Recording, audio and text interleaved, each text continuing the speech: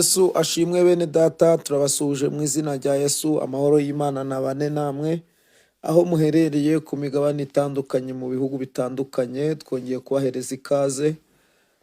Aha ni kuri YouTube channel Kajegerezo TV. Hanyuma mwese tubahaye ikaze kandi turabakunda cyane.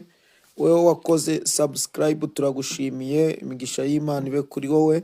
Nawe ukigera ahangaha kuri YouTube channel yitwa Kajegerezo TV, nawe kanda subscribe kandi ukore na comment na share, hanyuma Imana iguhe umugisha mu izina rya Yesu. Uyu munsi rero Imana ishimye yuko twongera kuganira, kandi Imana ituzaniye ifunguro ryiza, ifunguro ry'umunsi, ifunguro ritunga ubugingo mu izina rya Yesu. Reka rero uyu munsi wa none ndumva ubutumwa Imana iduhaye, turabanza tukaririmbana umuririmbyi wa 81 mu ndirimbo z'agakiza. Hanyuma reka turirimbane mu izina rya Yesu. Nubwo umuntu atazi kuririmba cyane, ariko muraza kumva message Imana ishaka gutambutsa muri iyo ndirimbo. Nkunda kumva amakuru y'umurwa uri kura hatagera ibyago, kandi umuco n'umwana w'intama umusumwe nzawinjiramo. Haleluya niko mvuza impundu, haleluya nzinjira mu murwa, haleluya ndi hafi kujyamo, umusumwe nzawinjiramo. Nta marira aba muri uwo murwa, nta muruhu bayo n'intambara, nta n'indwara ishobora kubayo, umusumwe nzawinjiramo. Haleluya nuzuye ibyishimo, haleluya nzinjira mu murwa, haleluya ndi hafi kujyayo, umusumwe nzawinjiramo. Abazajya muri icyo gihugu bazaba bambaye imyenda yera, babikiwe ikamba ry'izahabu, umusumwe nzakigeramo. Haleluya nta gushidikanya, mu ijuru hari umunezero, nta n'umubabaro uba mu ijuru, niringiye kuzinjiramo. Haleluya nta gushidikanya, mu ijuru hari umunezero, nta n'umubabaro uba mu ijuru, niringiye kuzinjiramo. Haleluya. Imana ishimwe, Imana yacu ihabwa icubahiro mu izina rya Yesu. Turagira ngo dusome ijambo ry'Imana, byahishuriwe Yohana intumwa ibice bya 22 umurongo wa 12. Ibyahishuriwe Yohana intumwa ibice 22 ku murongo wa 12 havuze ngo dore ndaza vuba, ndaza vuba, nzanye ingororano kugira ngo ngororere umuntu wese ibikwiye ibyo yakoze. Iri jambo ndagira ngo uritekerezeho, ntuze kuryumva usimbagurika, ntuze kuryumva wirukanga, ahubwo uritekerezeho nguko natwe Imana yaduhaye kuritekerezaho. Reka nongere nsubiremo uyu murongo. Dore ndaza vuba, ntabwo ari kera, ni vuba. Dore ndaza vuba, ntabwo avuze ngo kera, ni vuba. Biravuze ngo ni iyi saha, n'uyu munota n'iyi segonda ukiri kumva iki cyigisho, ukiri kumva iyi audio, yaza. Dore ndaza vuba nzanye ingororano. Mu yandi magambo, ntago azaza aje afite ingororano.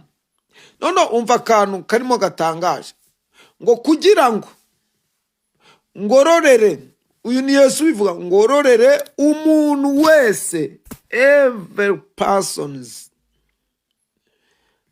person, buri muntu wese,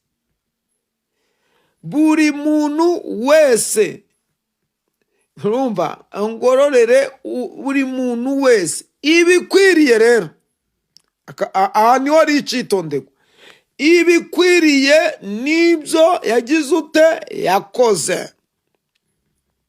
Hanyuma ntubishire ku bandi, ahubwo uvuge ngo araza vuba aje kugororera buri muntu wese ibikwiriye, cyangwa se ibikwiriye ibyo nakoze, ibikwiriye ibyo wakoze. Haleluya. Mu yandi magambo, Yesu arimo araguteguza muvandimwe, arimo araguteguza wewe udukurikiye. Iri jambo ry'Imana ririmo rirateguza abantu babiri. Riteguje bande? Ririmo rirateguza umukiranutsi n'umukiranirwa. Ririmo rirateguza abo bantu kari babiri. Ntago Imana ivuga ijambo ivuge cyangwa se ivugishijwe amarangamutima. Icyo ivuze no kugikora iragikora. Biravuze ngo Yesu niba yaravuze ngo azaza, kandi ngo azaza ng'umujura, kandi ntawe uzi isaha n'igihe. Niyo mpamvu naho ijambo ry'Imana dusomye riravuze ngo dore ndaza vuba. Uyu ni Yesu urimo uvugana nawe, araza vuba. N'iyi saha yaza, urimo ucuruza yaza, urimo utwaye imodoka yaza. Mbese Kristo kugaruka kwe nta mushinga n'umwe ukwiriye gutegura ushobora gutangira plan ya Yesu yo kugaruka kujyana itorero. Ndasubiramo, nta business n'imwe, nta ciciro na kimwe, nta rugero na rumwe wavuga ngo wagezeho, cyangwa se hari ibyo ushaka kugeraho, cyangwa se hari ibyo wateguye bishobora kubuza Yesu kugaruka. Niyo mpamvu akubwiye ngo dore ndaza vuba. Ndaza vuba kugira ngo ngororere buri muntu wese ibikwiranye n'ibyo yakoze. Mu yandi magambo, araza kugororera. Ukwiriye kwita utekereza ati aje yangororera iki? Abakiranutsi bazahabwa ubugingo buhoraho, ariko abanyabyaha bazakorwa n'isoni, bazarimbuka, bazaba hanze, bazajugunywa hanze, bazahekenya. Amen. Kandi umuriro w'Uwiteka uzabatwika, bazarimbuka, nta bugingo buhoraho bazaba. Teka ryose iyo tuvuze ibi bintu abantu bagira ngo ni iterabwoba.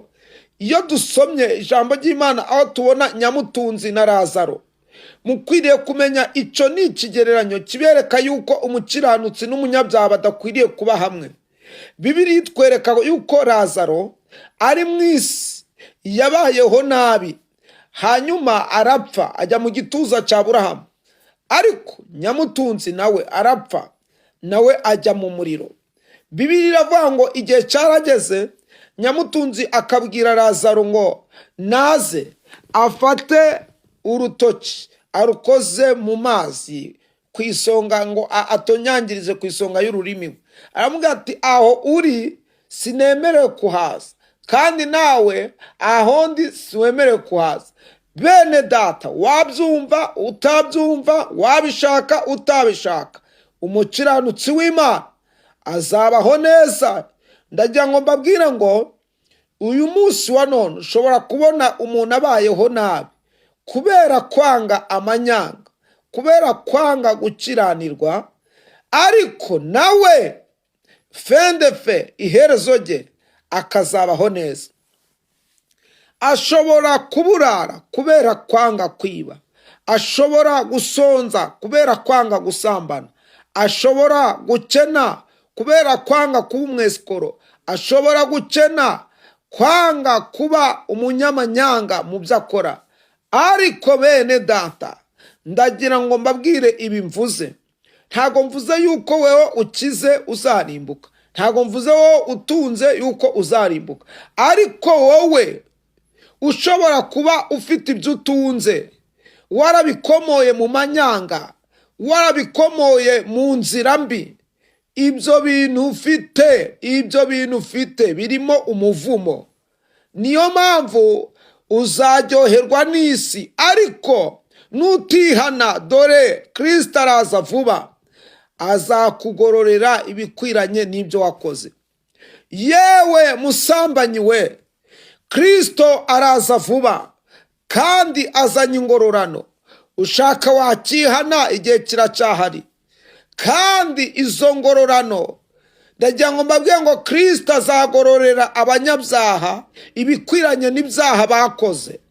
Kristo azagororera abakiranutsi bikwiranye n'ibyo bakoze.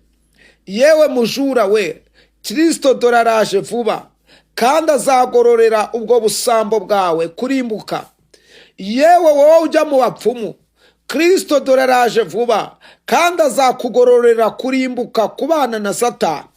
Yewe weho udukurikiye, munyamashari, munyamatiku, weho ugira amoko mu mutima wawe, Kristo araje azagororera ibikwiranye n'ibyo utekereza n'ibyo ukora.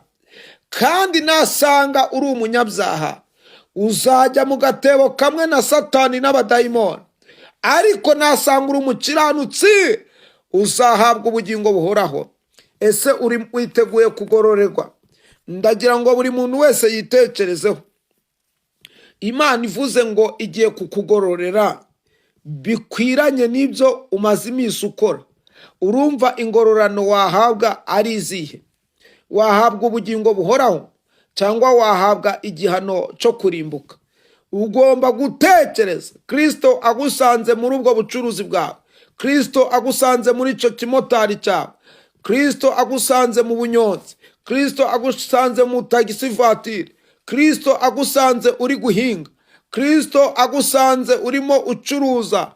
Ese yakugororera iki? Ndakubaza nanjye nibaza. Ariko aravuze ngo dore ndaza vuba, nzanye ingororano kugira ngo ngororere buri muntu wese igikwiranye n'icyo yagize ute yakoze. Mwene data, nshuti y'umusaraba, ndaguhendahenda, amahirwe aracyahari. Kristo kuva yazamuka akajya mu ijuru, umuryango w'imbabazi urakinguye, ijuru rirakinguye kugira ngo uhabwe imbabazi. Ndagira ngo nkubwiye ngo wikigirira nabi. Kristo afite imbabazi nyinshi cyane. Yakubabarira ubujura bwawe, yakubabarira ubusambanyi bwawe, yakubabarira ubuhehesi bwawe, yakubabarira uko nguko ibyo ngibyo wakoze, ibyo byo kuvanamo inda, ibyo byo guca inyuma uwo mwashakanye. Kristo yakubabarira, ni umunyembabazi. Wikigirira nabi. Ese kutaza umunsi n'igihe? Nubwo Bibiliya ivuze ngo araje vuba, ashobora gutinda, ariko n'urupfu narwo ruri kukubwira ngo ruraje vuba. Rwo ntiwamenya, narwo ruza rutunguye. Upfuye wajya he? Ihane, kizwa, va mu byaha, va mu byurimo, Kristo akumurikire. Imana ihimbaza, Imana ihimbaza, Imana ihimbaza. Kristo araza kugororera buri muntu wese gikwiranye n'icyo yakoze. Nasanga warakoze neza, azakwambika ikamba ry'ubugingo, azakugororera ubugingo buhoraho. Bene data, ndabifuriza kuzagororerwa ubugingo buhoraho, kuko ntago nabifuriza kuzarimbuka. Sinakwifuriza kuzabana na Satani, sinakwifuriza kuzabaho mu buzima bubabara bw'iteka ryose. Ahubwo uyu munsi wa none ndi kukubwira ngo hindura imikorere, hindura imivugire, hindura imivugire yawe. Kristo akubabarire, nawe ube umwana w'Imana. Imana iguhe umugisha. Kandi wowe udukurikiye ukaba wumvishije ukeneye gukizwa, kandi ukaba wumva ijambo ry'Imana rigutsinze, uduhamagare kuri nimero ya telefone hanyuma tubashe kugira icyo tukubwira, tubashe kugufasha mu buryo bwo kugusengera no kuguhuza n'abatambyi bashobora kuba barasigiwe, kuba bakugira inama ku cyo waba warakoze kitashimishije Imana, ariko natwe ku mbaraga Imana yaduhaye twagufasha, hanyuma ibiturenze natwe tukabihereza abatambyi bakuru. Imana rero iguhe umugisha, Imana ikugirire neza mu izina rya Yesu. Mana turagushimiye, tugushimiye ko uvuganye natwe mu izina rya Yesu. Hereza umugisha umuntu wese uzumva iri jambo ry'Imana, kandi uhereye umunsi wa none abantu biyemeje kuva mu byaha, kuko bamenye yuko uza vuba, kandi ukaba uzanye ingororano zo kugorora buri muntu wese icyo yakoze. Urakoze, uri Alpha na Omega, tangiriro n'iherezo, ntawe wakubanjirije nta n'uzaguheruka. Urakoze, dusabye bikeya kandi byinshi ubiduhane hamwe n'abera bose, tubisabye tubyizeye mu izina rya Yesu Kristo, amen. Imana ibahe umugisha, Imana ibagirire neza. Mwari kumwe na Evangeliste Rusangiza Jean de Dieu, ndabakunda cyane. Shalom.